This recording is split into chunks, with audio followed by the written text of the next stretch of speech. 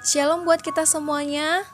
Selamat datang di channel YouTube saya. Saya Alfionika Sihombing, mahasiswa Sekolah Tinggi Bibel Frau HKBP. Sebelumnya mohon di-like, di-komen, share, serta di-subscribe dan juga tonton sampai selesai untuk menambah penilaian tugas saya di mata kuliah praktek lapangan yang ketiga melalui media sosial. Selamat menyaksikan.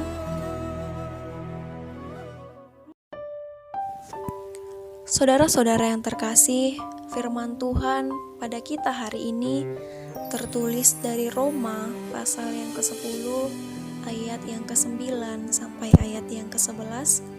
Demikian firman Tuhan.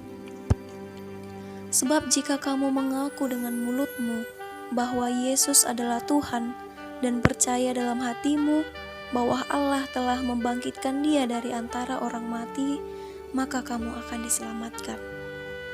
Karena dengan hati orang percaya dan dibenarkan, dan dengan mulut orang mengaku dan diselamatkan. Karena kitab suci berkata, barang siapa yang percaya kepada Dia, tidak akan dipermalukan. Demikian firman Tuhan. Saudara-saudara yang terkasih, kita tentu menyadari bahwa panca indera adalah alat membantu kita melakukan kehidupan sehari-hari. Mata misalnya, mata merespon gambaran yang ada di sekitar kita sehingga kita mampu melihat, dan kulit yang merespon suhu di sekitar kita sehingga kita dapat merasakan. Begitu juga dengan iman. Walaupun iman bukan merupakan organ dari manusia, namun iman adalah alat bagi manusia untuk merespon kebenaran yang sejati, yakni kerajaan Allah. Saudara-saudara yang terkasih, Paulus dalam suratnya ingin mengatakan bahwa iman yang benar adalah iman yang sepenuhnya merespon perjanjian Allah dan Yesus Kristus melalui peristiwa kematian dan kebangkitan Kristus. Teks ini dituliskan bagi iman bangsa Israel pada masa itu, yang masih saja melekat pada perilaku dan tindakan menaati hukum Taurat sebagai satu-satunya jalan memperoleh keselamatan dari Allah. Inilah yang menjadi alasan mengapa banyak orang Israel menolak Yesus. Mereka mendasarkan hubungan perjanjian mereka kepada Allah karena kepatuhan mereka terhadap perintah Taurat. Mereka tidak menghiraukan bahwa Allah telah mengutus Yesus untuk hadir di tengah-tengah manusia dan menyelamatkan manusia dari dosa lahiriah dan dosa perbuatan. Namun bagi orang Kristen, Paulus mengingatkan bahwa iman yang sejati akan mengakui perbuatan Allah dan Kristus dengan mulut serta percaya bahwa Allah telah membangkitkan Dia dari orang mati. Dengan inilah manusia diselamatkan dan dibenarkan dan bahkan tidak akan dipermalukan.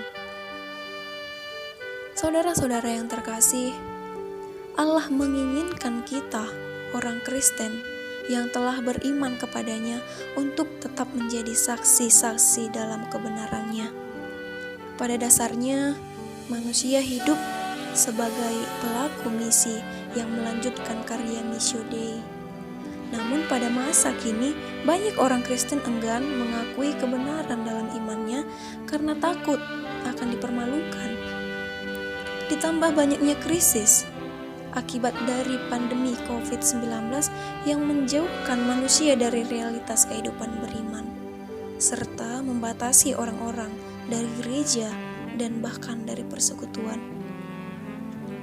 Saudara-saudara yang terkasih, mari kita merenungkan dan membuat iman kita kembali bekerja. Mari kita melihat kembali sudah sejauh mana kita memakai iman kita merespon perbuatan Allah dalam kehidupan kita.